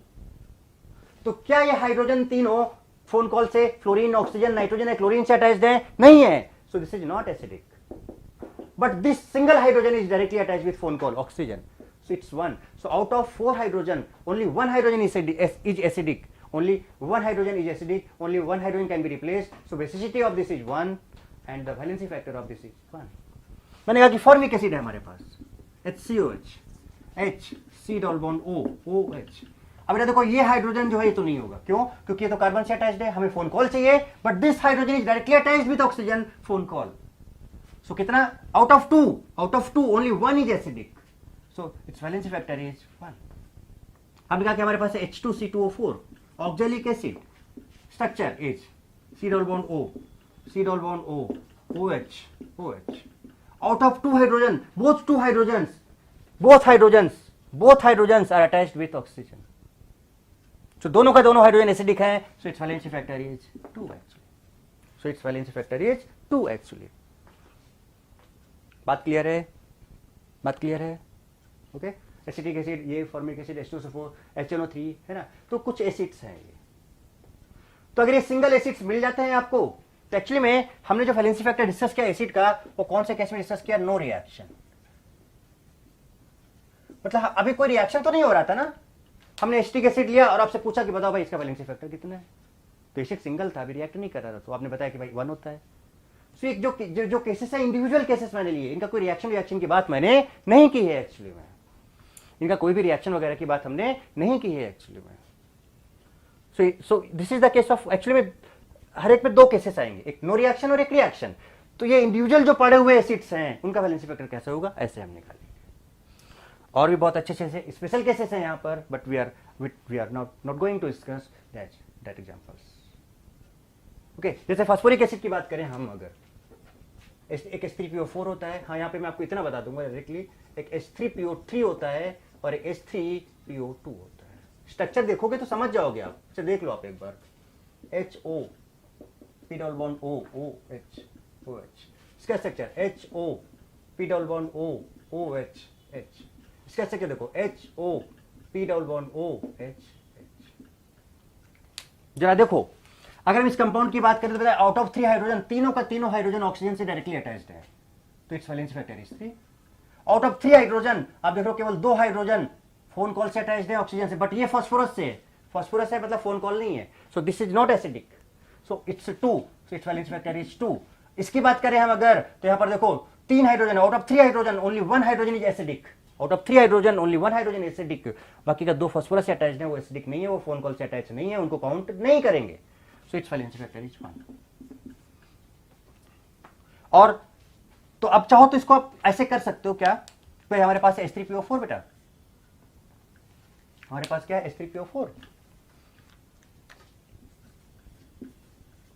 इसका ट्रिक है सिंपल सा, कि बहुत ज्यादा इंपॉर्टेंट है इसलिए मैं आपको यहां पे बता दे रहा हूं। H3PO2 कुछ नहीं, 4 ऑक्सीजन, ये पर्टिकुलर इन 3 फास्फोरस के एसिड्स की बात कर रहा हूं, 4 ऑक्सीजन एक कम करो, ठीक, 3 ऑक्सीजन एक कम करो, 2 ऑक्सीजन एक कम करो, ये तो वैलेंसी फैक्टर चेक कर लो, 3 2 1।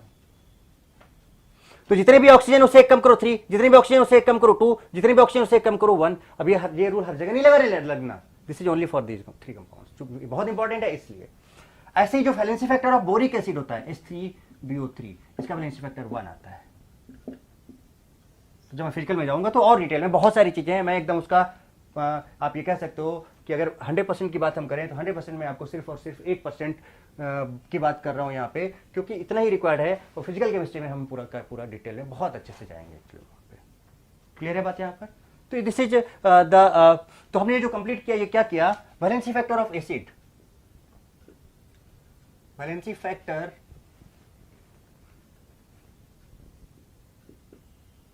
Of acid in no reaction.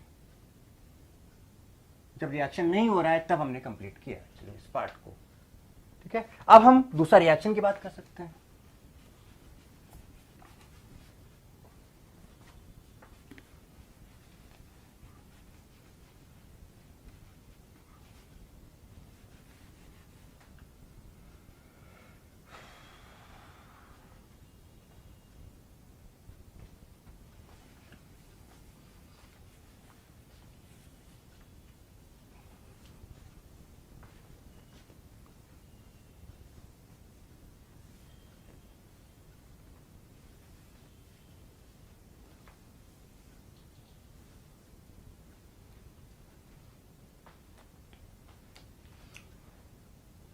Okay, तो अब इस तरह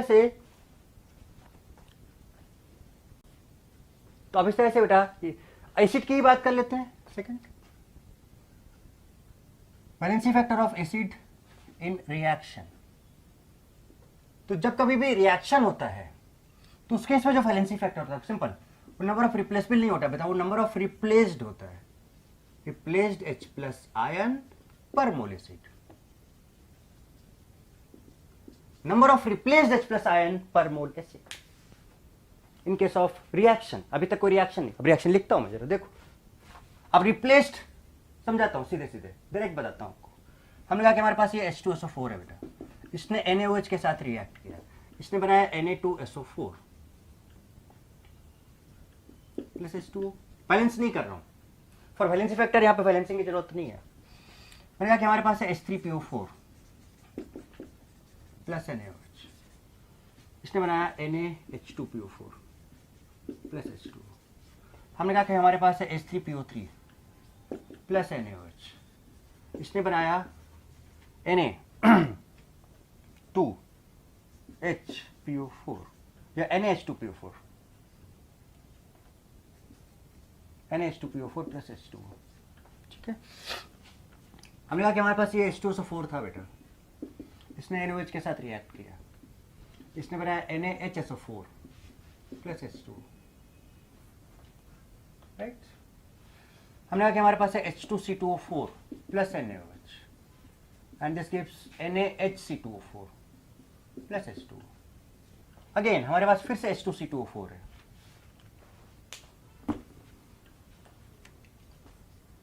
H2C2O4 है, उसने रिएक्ट किया NaOH के साथ, उसने बनाया Na2C2O4 प्लस H2O।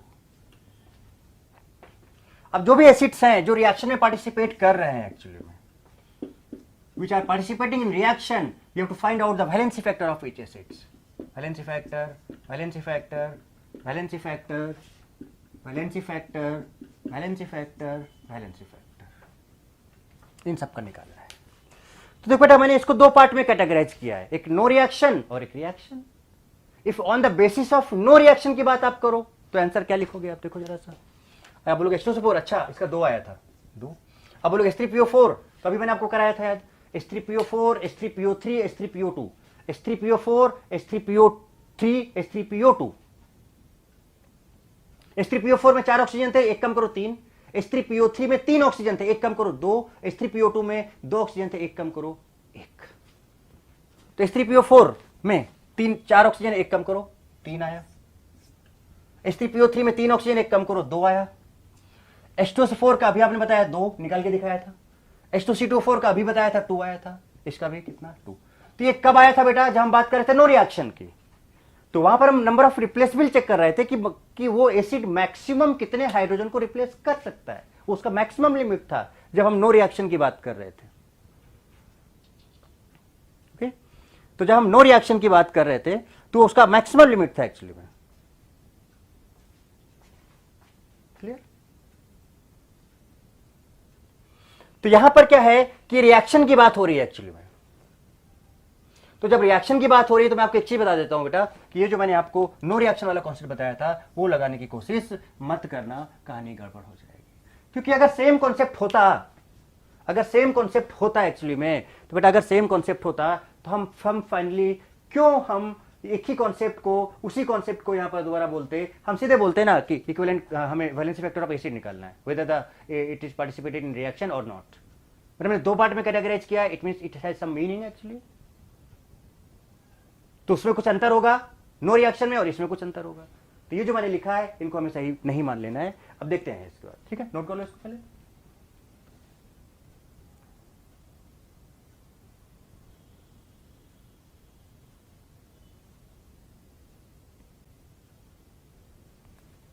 ओके, तो यहां पर मैं आपको तरीका बताता हूं। देखो क्या है, होता क्या है बेटा कि एसिड और जब बेस की बात होती है, अब मैं अर्हेनियस एसिड और अर्हेनियस बेस की बात कर रहा हूं, तो क्या बनता है, सॉल्ट बनता है और प्लस वाटर बनता है। आपको कुछ नहीं करना है, एसिड का वैलेंसी फैक्टर चाहिए ना आपको, जिसका चाहिए उस पर फोकस करो।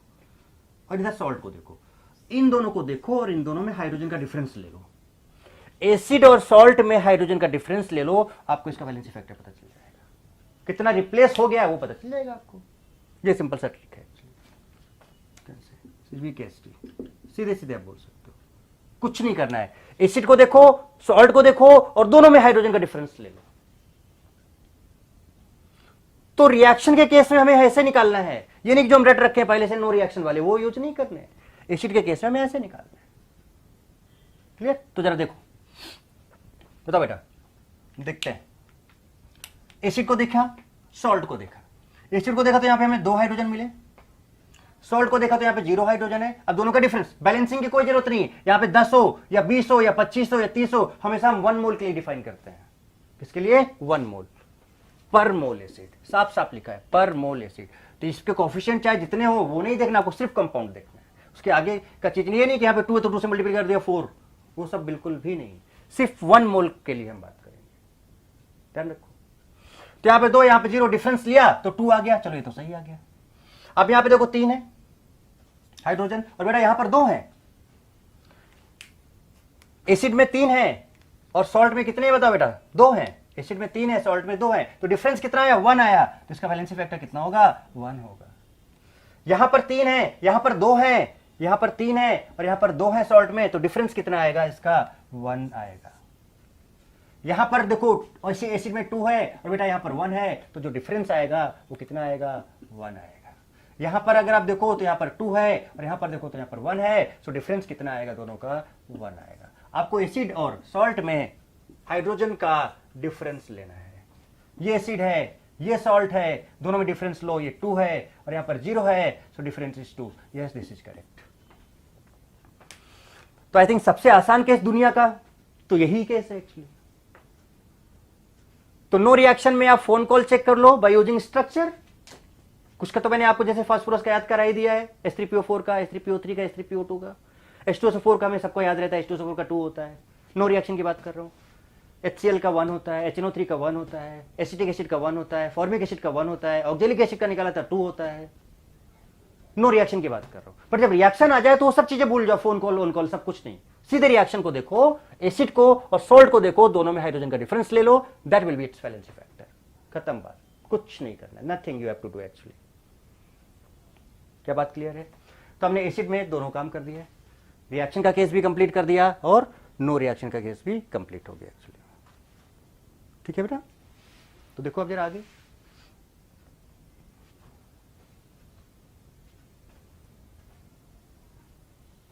इसको हटाते हैं।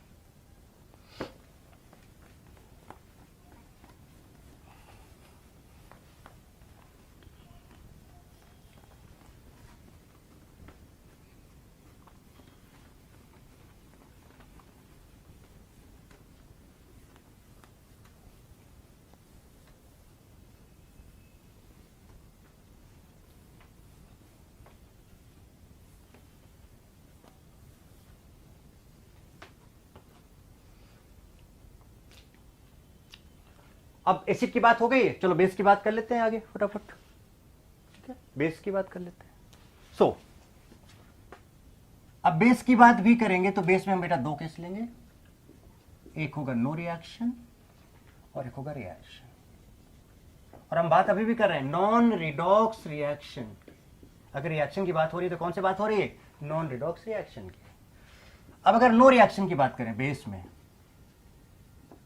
नो रिएक्शन की बात करें तो कुछ नहीं, जो एफ होता है इसका वैलेंसी फैक्टर वो होता है क्या? इस बेस है तो एसिडिटी ऑफ बेस, बेस है तो क्या होगा? एसिडिटी, और एसिड है तो क्या होगा? Basicity, acidity of base. और ये होता है number of replaceable OH minus per mole base. ध्यान रखो बेटा, पर मोल का मतलब है एक मोल में बात करते हैं, और यहां पर कोई फोन ऑन कॉल की जरूरत नहीं। एसिड अगर आप समझ गए हो तो बेस एकदम क्लियर है, बेस में कुछ नहीं बचता है। सिंपल बताऊं, एग्जांपल लिखता हूं। हमने कहा हमारे पास NaOH है, हमने कहा हमारे पास KOH है, हमने कहा हमारे पास कैल्शियम हाइड्रोक्साइड है, हमने कहा कि हमारे पास एल्युमिनियम हाइड्रोक्साइड है ना, हमने कहा हमारे पास थोरियम हाइड्रोक्साइड है, हमने कहा कि हमारे पास सपोज कोई सा भी लाइक फेरिक हाइड्रोक्साइड है, FeOH होल थ्राइस है, हमने कहा कि हमारे पास फेरस हाइड्रोक्साइड है, हमने कहा कि हमारे पास क्रोमियम हाइड्रोक्साइड है। बेटा कोई रिएक्शन तो हो ही नहीं रहा। हमने कहा हमारे पास MnOH होल ट्वाइस है, मैग्नीशियम हाइड्रोक्साइड। पर मैं बात कर रहा हूं नॉन, मतलब अभी नो रिएक्शन की बात हो रही है, तो कुछ नहीं करना है। जैसे हम लोग क्या करते हैं एसिड में, बेटा हमें एक काम करना पड़ा था कि हमें हाइड्रोजन को directly attach with phone call check करना पड़ रहा था यूजिंग द स्ट्रक्चर। यहां पे वो भी नहीं है, पता है, बहुत सिंपल सा। बेस के अंदर जितना OH माइनस होगा वो पूरा का पूरा रिप्लेसेबल होगा। बेस के अंदर जितना भी OH माइनस होगा वो पूरा का पूरा रिप्लेसेबल होगा। कुछ नहीं करो, बेस के अंदर OH देखो, वही उसका वैलेंसी फैक्टर होगा। बेस के अंदर कितना OH है, जितना भी OH है वही उसका वैलेंसी फैक्टर होगा in case of no reaction. बताओ, एक OH 1 वैलेंसी फैक्टर, एक OH वैलेंसी फैक्टर 1, दो OH valency factor 2, 2 OH valency factor 2, 3 OH valency factor 3, 3 OH valency factor 3, thorium में 4 होता है यहाँ पे, 4 OH valency factor 4, 2 OH valency factor 2, check करते जाओ, 3 OH valency factor 3, that's all. So this is the case of no reaction, it's very simple, nothing. But अब आगे देखो कैसे यूज करेंगे, मजा आएगी। तो आपको एकदम खतरनाक तरीके से तैयार करना चाहता हूं कि अगर जंग में कूद हो तो सारे हथियार आपके क्लियर हो, सब कुछ एकदम रेडी हो कि बस जिसका जैसे जरूरत हो तुरंत उसको यूज करो और पीछे ना हटो, जंग को जीत के आओ। तो ये वो सारे टूल्स मैं आपको पहले तैयार कर दे रहा हूं एक्चुअली में। अब अगर हम बात करें यहां पर बेस में रिएक्शन की, similar to acid, similar to acid, देखो जरा कैसे। तो बेटा हम क्या करेंगे, आप यहां पर जो वैलेंसी फैक्टर होगा वो होगा number of replaced OH minus, replaced OH minus per mole base, per mole base, number of replaced OH minus per mole base, number of replaced OH minus. आप सोच रहे होगे एक चीज कि हम ऑर्गेनिक केमिस्ट्री की बात कर रहे हैं और हम तो फिजिकल में घुस गए। तो बेटा एक्चुअली में है क्या कि हम जो भी बात करने जा रहे हैं आगे, उन चीजों को मैं आपको इतना आसान बना दूंगा, एस्टिमेशन, कोई सा भी क्वेश्चन फटाफट, जैसे कि आपने अभी मोल वाला देखा कि पर्टिकुलर एलिमेंट का हम मास कैसे निकालें, तुरंत फटाफट 3 से 4 सेकंड में। ये सब हम इसलिए बता रहे हैं क्योंकि हम लॉ ऑफ इक्विवेलेंस की बात करेंगे तो हमें पहले ये पता होना चाहिए, है ना। उसके बाद फिर उसमें कुछ नहीं बचता है, बस 1-2 चीजें बताऊंगा जितना रिक्वायर्ड है यहाँ पे, और फटाफट वहां पे चुटकी में काम होने लगेगा। तो भाई जहां पे इसकी जरूरत है, अरे देखो बेटा केमिस्ट्री का मतलब केमिस्ट्री होता है ना। एग्जाम में जब आएगा कोई भी क्वेश्चन तो थोड़ी बोल के आएगा कि physical chemistry, organic chemistry, inorganic chemistry. अरे केमिस्ट्री का क्वेश्चन है ना, तो अगर केमिस्ट्री का क्वेश्चन है तो कॉन्सेप्ट चाहे जो भी लगे हमें तो सॉल्व करना है ना उसको।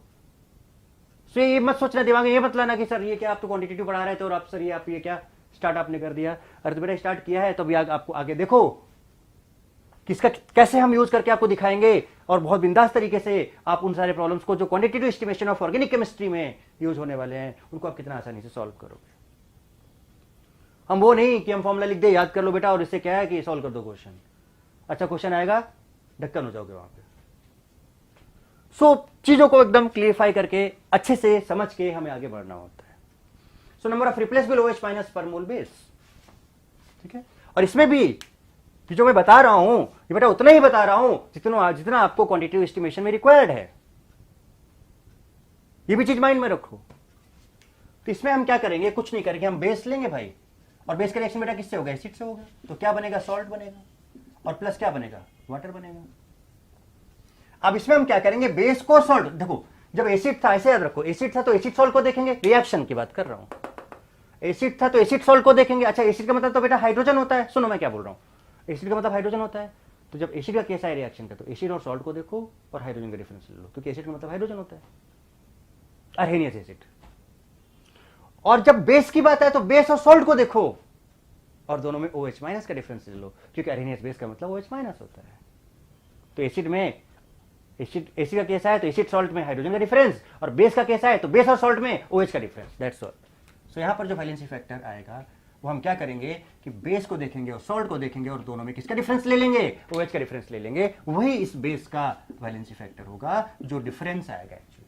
देखो जरा सा, calcium hydroxide plus HCl, this gives CaOHCl plus H2O, calcium hydroxide plus HCl, this gives CaCl2 plus H2O. You can take any reaction actually, ठीक है, NaOH plus HCl, this gives NaCl plus H2O, okay.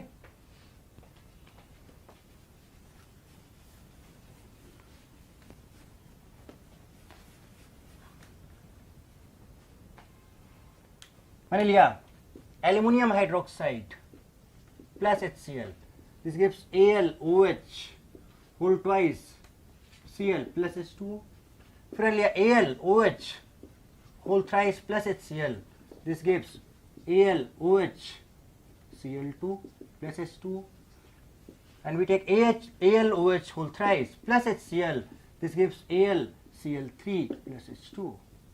हमें इन सब का निकालना है, ये सारे base हैं तो इन सब का तरीका बता चुका हूं। इट्स वेरी सिंपल मेथड और आप तुरंत आसानी से निकाल सकते हो। देखो जरा कैसे, सीधे कुछ नहीं करना बेटा, देखना जरा, बेस को देखो, सॉल्ट को देखो, यहाँ पे 3 है OH और यहाँ पर 2 OH है, डिफरेंस लिया 3 और 2 का 1 आया, so it's valence factor is 1, that's all. इसके पास 3 है, बेस को देखा, सॉल्ट को देखा, इसके पास 1 है, डिफरेंस लिया, वैलेंसी फैक्टर 2, इस कंपाउंड का वैलेंसी फैक्टर बेस का आया है, बेस का। इसके पास 3 है, इसके पास 0 है, डिफरेंस जो आया वो 3 आया, ये। इसके पास 2 है, इसके पास 1 है, डिफरेंस जो आया इसका वैलेंसी फैक्टर 1, इस बेस का। इसके पास 2 है, इधर आप देखो तो 0 है, सॉल्ट को देखा तो डिफरेंस लिया दोनों में तो 2 आया। इसके पास 1 है और इसके पास 0 है, डिफरेंस लिया तो 1 आया। अब इससे आसान बेटा क्या हो सकता है, आप ये सोचो। अब आपके माइंड में ये चल रहा होगा कि भाई कंपाउंड एक ही है और रिएक्टेंट एक ही है, प्रोडक्ट अलग अलग बन रहे हैं। अरे तो बेटा कोई भी रिएक्शन केवल रिएक्टेंट प्रोडक्ट पे ही डिपेंड नहीं करती है, वो और भी कंडीशंस पे डिपेंड करती है, प्रेशर, टेम्परेचर, वॉल्यूम, बहुत सारी चीजें, बहुत सारे फैक्टर्स होते हैं। तो अगर हम कुछ भी वो फैक्टर्स चेंज करें तो प्रोडक्ट का फॉर्मेशन भी चेंज हो सकता है एक्चुअली। तो मैं यहाँ पे मेंशन नहीं कर रहा हूं, मैं बता रहा हूं कि ये पॉसिबिलिटी भी हो सकती है, अगर हम टेम्परेचर, प्रेशर या कुछ कंडीशंस को चेंज करें तो प्रोडक्ट सेम रिएक्टेंट होने के बाद भी प्रोडक्ट डिफरेंट हो सकते हैं। तो इस चीज को क्लियर रखो माइंड में एक्चुअली में। तो इस तरह से हम लोगों ने क्या निकाल लिया, valency factor of acid. Acid में बेटा हम लोगों ने 2 केस लिए, एक नो रिएक्शन और एक रिएक्शन।